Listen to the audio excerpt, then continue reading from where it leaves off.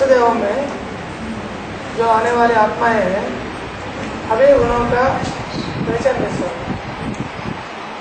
आखिरी परीक्षा क्या है? नष्टो मोहा स्मृति लब्धम। नष्टो मोहा स्मृति लब्धम। 63 जन्म से गीता पढ़ते आए और भगवान ने आखिरी लक्ष्य क्या दिया पुरुषार्थ का? नष्टो मोहा स्मृति लब्धम। तो जो आखिरी परीक्षा है, उस आखिरी परीक्षा में जो जब से ज्ञान में आता है, सबसे लेकर पुरुषार्थी जीवन में अंत तक उसका ये लक्षण पक्का होगा। क्या? देह, देह के पदार्थों और देह के संबंधियों से क्या नष्ट होगा। ऐसा कोई रूप देखने में नहीं आएगा जिससे ये साबित हो जाए कि ईश्वरीय कार्य को छोड़ करके, ईश्वरीय संबंधियों को छोड़ करके, ईश्वरीय परिवार को छोड़ करके और लौकिक परिवार को वो आत्मा समर्थन करती है। आज से अंत तक उन 8 आत्माओं का ये रिकॉर्ड होगा। क्या? ज्ञान लेने के बाद नष्ट मोह, इस बात से नष्ट मोह, अपनी देह से नष्ट मोह। रात दिन ईश्वरीय सेवा करनी पड़े, शरीर भी बीमार हो जाए तो भी ईश्वरीय सेवा करने से इनकार नहीं करे। दूसरी बात, देह के पदार्थों से नष्ट हो। कोई होते हैं ज्ञान में चल पड़ते हैं, ज्ञान में चलने के बाद सरेंडर भी हो जाते हैं, फिर कहते हैं ये चाहिए, इसके बगैर हम नहीं रह सकते, वह चाहिए, उसके बगैर हम नहीं रह सकते। पदार्थों से मोह होने का नष्ट ही नहीं होता, तो वो नहीं होगा। और संबंधियों से भी मोह नष्ट होना दिखाई पड़ेगा। दूसरी बात, ईश्वरीय सेवा का बैलेंस उनका बहुत लंबा चौड़ा और आत्माओं के मुकाबले।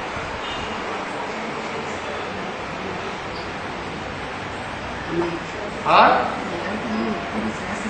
दूसरी आत्माएं यदा तदा दूसरों के प्रभाव में आकर के कुछ न कुछ ईश्वर बाप की ग्लानि करेंगी दूसरों के सामने, लेकिन जो अष्टदेव में आने वाले होंगे वो ग्लानि करते हुए नहीं देखे जाएंगे।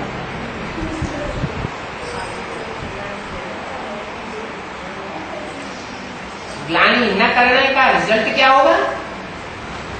जो ग्लानि करने वाले होते हैं उनका रिजल्ट क्या होता है?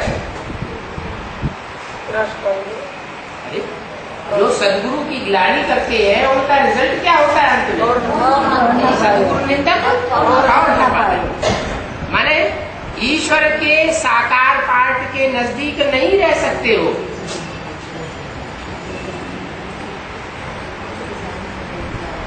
साकार इसलिए ही बन करके नहीं रह सकेंगे। और जो महिमावंत होंगे, भगवान की महिमा करने वाले होंगे, वो जब से ज्ञान में आए होंगे तब से लेकर आज से अंत तक कैसे दिखाई देंगे? सजीव की महिमा करने वाले नजदीक दिखाई देंगे या दूर दिखाई देंगे? साकार में भी नजदीक दिखाई देंगे।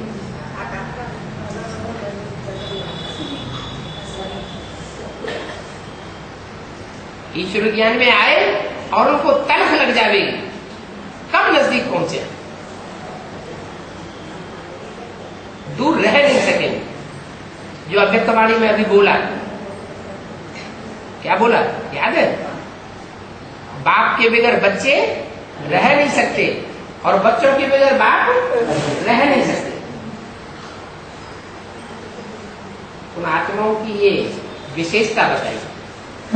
मन बुद्धि से ना, है मन बुद्धि से, मन बुद्धि से, मन बुद्धि से साकार से नजदीक है। अगर सिर्फ मन बुद्धि की ही बात होती तो लक्ष्मी बनने वाली आत्मा मन बुद्धि से नजदीक नहीं होती है। जगदम्बा बनने वाली आत्मा मन बुद्धि से नजदीक नहीं हो सकती। सदाकाल साकार साथ नहीं रहते। सदा काल साकार साथ रहेगा, क्योंकि सदगुरु की निंदा कराने के निमित्त नहीं बनते। जो सदगुरु की निंदा कराने के निमित्त बनते हैं वो सदगुरु निंदक परमात्मा बाप के ठौर नहीं पा सकते, नजदीक नहीं आ सकते। अगत्यवाणी में बोला भी है, जो अंदर एक और बाहर दूसरा है, माना मायावी है, वो मेरे नजदीक नहीं आ सकता।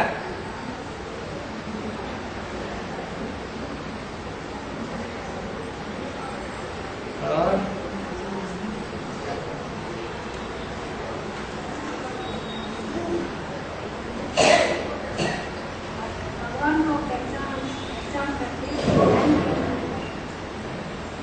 भगवान को पहचान करके ग्लानि क्यों करते हैं? पूरा पहचान नहीं पाते इसलिए ग्लानि करते हैं, या संग के रंग में आ जाते हैं तो क्या करते हैं? दुष्ट संग के रंग में आ जाएंगे,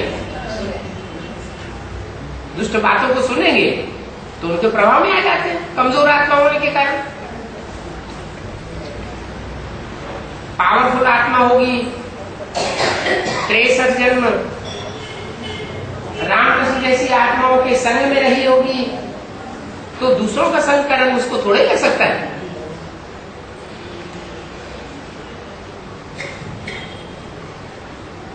और बाबा ये साथ रहना, ये मन बुद्धि का बात है ना बाबा। मना साकार का साथ रहता है, मतलब 76 से लेकर अंत तक। मान लो अभी वर्तमान समय में जो भी अष्टदेव होंगे वो कंधे पे चढ़े चढ़े फिरते होंगे भगवान के, या नजदीकपन महसूस करते होंगे प्रैक्टिकल में? प्रैक्टिकल में महसूस करते हैं। कोई परिवार होता है, परिवार में बच्चे होते हैं, परिवारजन होते हैं, बाप दूर विदेश में चला जाता है, इतना दूर होते हुए भी वो नजदीक होते हैं बुद्धि योग से, या दूर होते हैं बच्चे? क्यों होते हैं? है तो बहुत दूर। और वही पूछ रहा हूँ ना बाबा, नजदीक का अनुभव कैसे करते हैं? मन बुद्धि से। क्योंकि प्रैक्टिकल में नजदीक रहे हैं, भले दूर चला जाए तो भी एक आवाज लगाएगा और तुरंत आ जाओ।